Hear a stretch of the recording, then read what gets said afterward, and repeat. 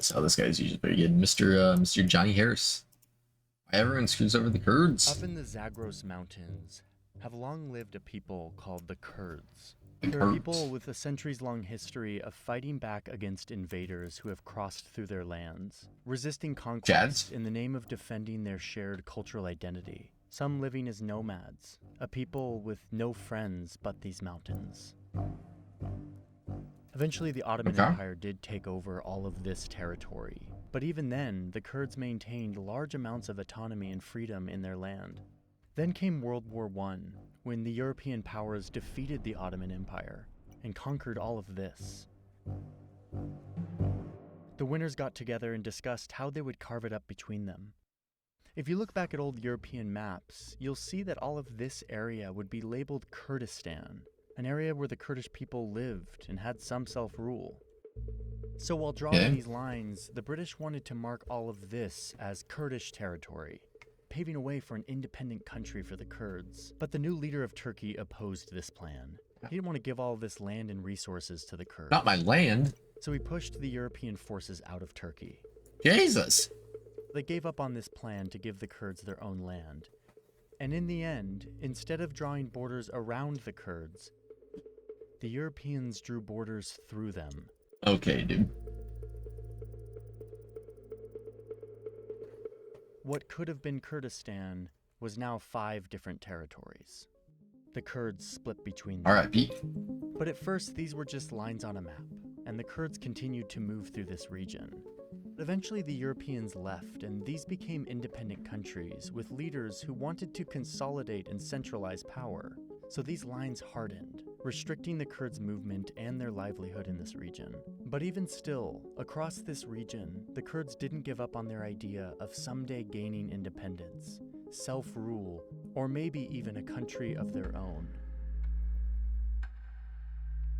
I don't like the feeling of being spied on, but we all are kind of spied on. Some of us by governments, but almost all of us are spied on by corporations. Is this an ad? Collect our information, God, put it on information, go find it. Already? When you are date. Some Kurds would use politics, others would use violence. The early uprisings were crushed by the leaders of these new countries, who saw the Kurds as a threat to their efforts to unify their country around a common language and culture. Like in Iran, where the Kurds had some political rights, but they fought for more. They wanted autonomy and independence. The government of Iran wouldn't have any of this. They would crack down with violence on the Kurds, often supported by Western powers. The Kurds. By the 1970s, Iran was going through a revolution, and the Kurds tried again to rise up. But this new regime had no They have like such little group that would challenge territory, the though, no? leadership of the ruling religious leader. So once again, they were put down. There. Over in Iraq, Kurdish fighters fought hard against the government throughout the 20th century, until the 1970s, when this new regime came in and made a deal with the Kurds, saying that they would be recognized as an ethnic group and would be guaranteed political representation. It seemed like a huge deal for the Kurds, but it turned out to be a false promise. The Iraqi regime, now led by Saddam Hussein, would continue to repress the Kurds, eventually dropping deadly chemical weapons on Kurdish towns in Iraq. That mustache goes crazy. Thousands of Kurdish civilians in a genocide supported by American-made supplies that were sold to Saddam. Lovely. Over in Syria, the Kurds were treated decently under the French-controlled government. Bro, they have like such a tiny piece there. And had some rights. But after the French left in the 40s, the regimes that came after oppressed the Kurds, and by the 1970s, the Syrian Why does everybody hate the was Kurds, bro? and deporting them, Slim chill, taking no? their land and giving it to Arabs. In total, Well, the Syrian government would remove so we're American now. Kurds from the country. Decades later, Syria and the United States would both find the Kurds in Syria useful for their political goals. They have to be useful. God forbid they just live. There's more Kurdish people here than in any other country. The same government that had fought against a Kurdish state early on continued to oppress the Kurds, denying them citizenship, outlawing their language, and keeping them out of politics, all with the goal of wiping out their culture from Turkey. As a part of this Turkification campaign, which tried to unify Turkey under one culture, targeting the Kurds and other ethnic minorities. Some Kurds fought back against this in the early years, but were quickly crushed by the Turkish state, leading to the creation of an armed insurgent group with communist ideology. They're called the Kurdish Workers' Party, or PKK. Whoa. They would become one of the Whoa! first Turkish We're getting resistance dangerously movements. close there. The PKK would use violence, like suicide bombings and improvised explosives, as well as youth militia fighters against the Turkish government. Tactics that they say are the only way to fight back against such oppression. And as a result, Are they right? Turkey and most Western powers consider the PKK a terrorist group. So, that's how the Kurds in these 4 countries became locked in a conflict with their governments. They all have different struggles, but they're all unified by the dream of some version of Kurdish independence. But it doesn't take long for these regimes to see that they could use the Kurds as a tool, as a weapon.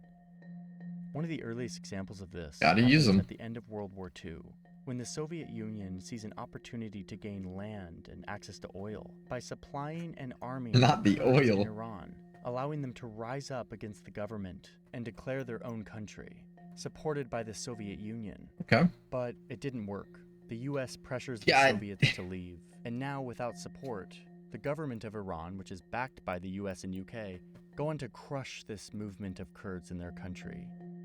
The Kurds are back to being repressed by the government. These guys. In the 1980s, Syria uses the Kurds as a weapon against its rival Turkey, when it allows Bro, why is everybody using the Kurds? Operating within Syria. You just stay there till we need you. And weapons, so that they can hurt Turkey. Syria is doing this in spite of having spent years removing hundreds of thousands of Kurds from its own country. This escalates the conflict between these two, and Turkey threatens to invade Syria.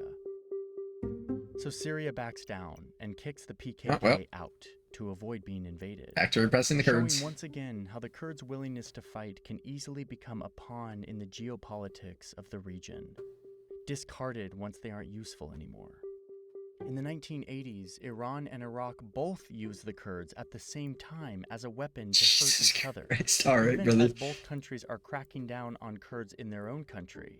Saddam Hussein funds and arms the Kurds in Iran, while Iran funds the Kurds in northern Iraq. Both sides hoping to spark a Kurdish uprising that will distract and weaken their enemy. In Iraq, Saddam Hussein retaliates against the Kurds in his country with that genocidal chemical attack we talked about earlier that killed at least 50,000 Kurdish people and probably much more. Damn. Once again, the Kurdish dream of independence was used by outsiders as a weapon, and the Kurdish people paid heavily for it.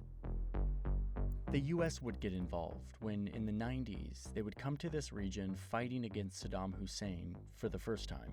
The US rallies the Kurds, calling for them to overthrow Saddam. George Bush Sr. literally calls them to action with television and radio broadcasts throughout the country. That the Iraqi people should put him aside, and that would facilitate the resolution of all these problems that exist, and certainly would facilitate this quality, though. Sheesh. Family of peace-loving nations. And what is that? It seems to work. 160p. Uprising that looks successful at first. The US had instigated this uprising, and they have forces in the region that they could send to support the Kurds, but they do nothing.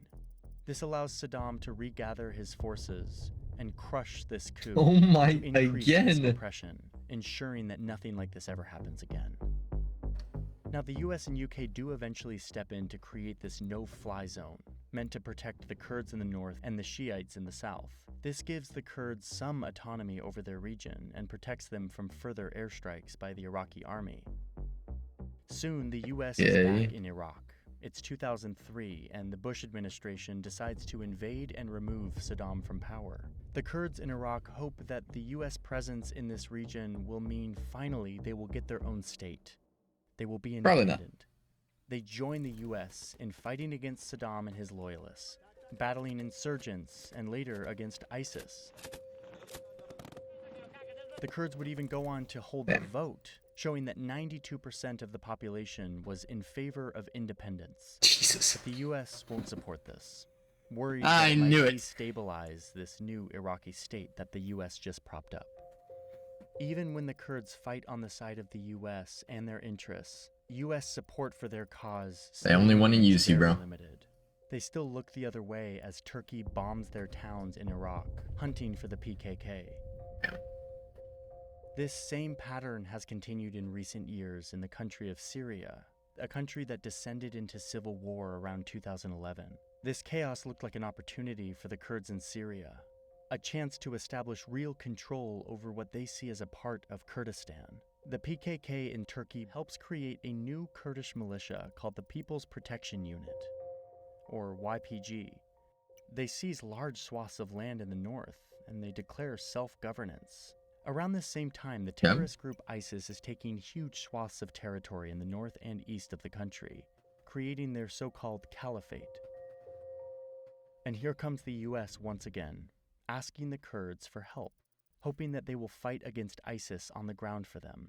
But because this group is allied with the PKK, which they consider a terrorist group, the US asks this militia to rebrand themselves to the Syrian Democratic Forces, which obscures their connection to the What kind of PKK. a name is that? The US then trains, funds, and arms them to fight ISIS. The Kurds are once again the US's weapon. This Bro, plan works, and with everybody help from just US uses airstrikes, them. Oh my this Kurdish god. militia kicks ISIS out of more and more land. But Turkey hates this. All they see is a potential Kurdish state right on their southern border, a safe haven for the PKK that will allow more attacks against the Turkish military. But Turkey can't attack this branch of the Kurds while they're being supported by the United States. Lucky for them, there's a new president in the White House, and he's promised to pull the US out of the war in Syria. And in 2019, Good old dismay of the Donnie. Kurds, he makes good on this promise. With the US out of the way, I think I remember hearing Turkey something about invades, this. launching airstrikes and artillery against the Kurds in this border region, saying that their plan is to create a 32-kilometer deep safe zone right here along the border, and that no Kurdish forces are allowed to be here. The plan was to then resettle Syrian refugees currently living in Turkey. It's a brutal campaign that looks a lot like what Syria was doing to the Kurds in the 70s. The US completely abandons the Kurds, even after using them to fight their enemy ISIS. Turkey, a NATO and US ally, continues to bomb them, using weapons from the United States. They spend the next 4 years sending drone strikes and airstrikes into Not Syria the and drones. Iraq, anywhere they think the PKK Ah, has a presence. shit. This map shows all of their attacks during this time. Oh my god. You can see that it's not just against the Kurds in Turkey, but across this whole region. Yep. Today, the Kurdish groups in this region vary more widely than ever, each with different values and Don't worry, bro. I'm visions sure for the we'll use you future, again soon. forged from each of their unique struggles and traumas. Or somebody will, at still least. fight the government in Iran with the goal of creating their own state. The Kurds in Iraq did gain some autonomy from the US in the new Iraqi constitution, but it doesn't seem like this autonomy will last, as recently the Iraqi army is fighting with the Kurds to maintain control over the oil resources in this area. Not the to keep the oil, Kurds bro. economically dependent on the central government so that they never break away. Once again, the US is not supporting the Kurds in this fight. Turkey continues its offensive against the PKK and other Potato Kurdish stuck in my groups tooth. in the region, and they continue to crack down on the Kurds politically, arresting Kurdish politicians and activists, censoring journalists, to intimidate the Kurdish people from participating in the election. The Kurds in Syria face a new and uncertain future. They do have some autonomy up here in the north, but are surrounded by enemies, no longer counting on any support from the US. The story of the Kurds is the story of a people who are willing to fight like few others, all Yeah, in they name are. of their culture and identity. That willingness all they to do over fight there. has presented a threat to regional governments, bent on control of their people and the resources within their borders. That willingness to fight has also been hijacked by outside powers, turning the Kurds into a pawn to fulfill geopolitical objectives, each time showing how willing these powers are to use the Kurds and then abandon their cause.